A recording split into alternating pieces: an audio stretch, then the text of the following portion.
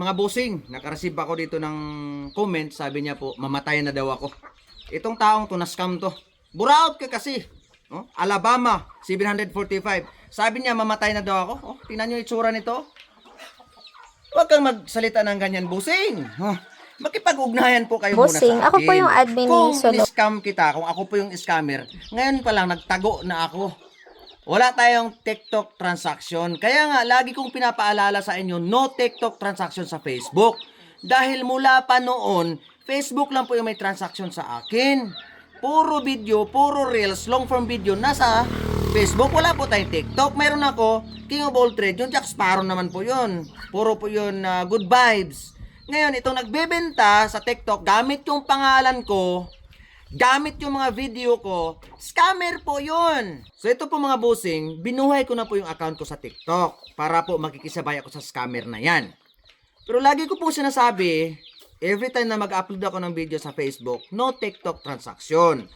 At kung sakaling mayroon man pong TikTok na nag-aalok sa inyo gamit yung video, pangalan ko, nagbebenta na akong mga ano-ano, lagi ko pong sinasabi, lagi ho tayong mag-double check. Huwag po tayong magiging tanga, especially money matters via online. Magbabayad tayo via online. Ngayon, yung mga na-scam doon, babalik sa akin. At sinasabihan ako na scammer ka. Pumasok ako sa social media mga bossing to share. May munting talent lang. Very simple. Hindi ako pumasok dito sa social media para mang-scam, para maloko. Nandyan transparent yung account ko. Solomon Pagunsan, naka blue badge po yan. Solomon Retada Pagunsan. Dalawa pong account na yan, puro yan matataas ang followers mga bossing. At kahit kailan, hindi po ako nagtatago dyan. Active na active dyan anytime. Dapat po, makipag-usap tayo sa ating katransaksyon. Lalo na, no, via video call. Bakit hindi ka nag-video call, Sir Alabama 745? At ngayon, patunayan mo kung ako ba talaga yung scammer. Patunayan mo ngayon. Pag pag nakapagsalita ka, ganun-ganun na lang. Mamatay. Pambihira ka naman. Pareha lang tayong mamatay, sir. Sa akin lang, nagmamadali ka lang kasi mura. Nagmamadali ka, hindi mo alam. Scammer na yung kausap mo. Wag man tayong masyadong buraot, barat. Pambihira namang buhay.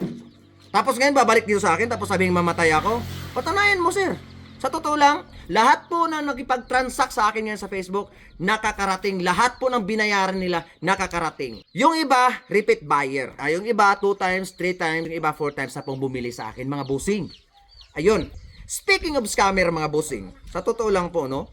I-try nyo makipag-transact sa kanya, pagkatapos nyo magbayad, mawawala na yan. Pero dito po kayo makipag-transact sa akin. Tatawag kayo, mag-video call kayo, sasagutin ko kayo. Try nyo makipag-transact sa TikTok. Hindi kayo sasagutin ang daming alibay. At saka ikukumpara nyo yung mga video ko sa video niya. Kinukuha niya yung mga video ko na pwede niyang mapapakinabangan. Nagbebenta ng manok, nagbebenta ng napier, at kung ano-ano pa yung mga alok niya, mga mura. Na very impossible ngayon papaniwalaan. At sa panahon ngayon, walang mura. Naku mga busing, may libre pa kunwari. Suminta yung dugo ko rito mga busing na sinabihan ako mamatay na ako. Shoutout ulit, Alabama. 745. Matarser. Klaro ha po na imong statement diha, sir. Na kay proof nga ako ang nang scam nimo. Ingon ani ka transparent ang akong Facebook. Ingon ani ka transparent ang akong mga video. Wala ko'y giloko, wala ko'y gitawag, panghatag pamanggani ko. Na-scam siya sa TikTok. Na-scam ni sa TikTok, unya nibalik sa rin sa kuha, mamatay na kuno ko. O sir, areo. Dili po ko nimo masisi yung anong gibulatlat na ko imong ngalan dire. Kay ngano mapugang manungluman kadayon. Huwag kang magsalita ng ganyan agad-agad, sir, kasi pambihira naman to. Ang dami-dami nang na-scam yan, hindi lang ikaw. Pero yung iba nakikipag-ugnayan, bossing. Pambihira, na-scam ako. Hindi pala ikaw yun. Yun yung mga matatalinong tao na nag-iisip muna bago magsalita. Huwag tayo magsalita agad. Pambihira naman. Naghahanap ka kasi na mura. Huwag naman tayo masyadong buraot. Sabi kasi ang utot mo. Ngayon, sir, ito lang talagang hamon ko sa'yo. Patunayan mong ako yung scammer. Sa lahat po ng katransaksyon ko, mga bossing, mag-comment po kayo dyan. Sana po matulungan ninyo ako. Itong scammer na ito, hindi niya maiwan-iwan yung account niya kasi araw-araw paldo siya. Sa totoo lang po mga bossing, ito, iniimbestigahan ko na rin yan.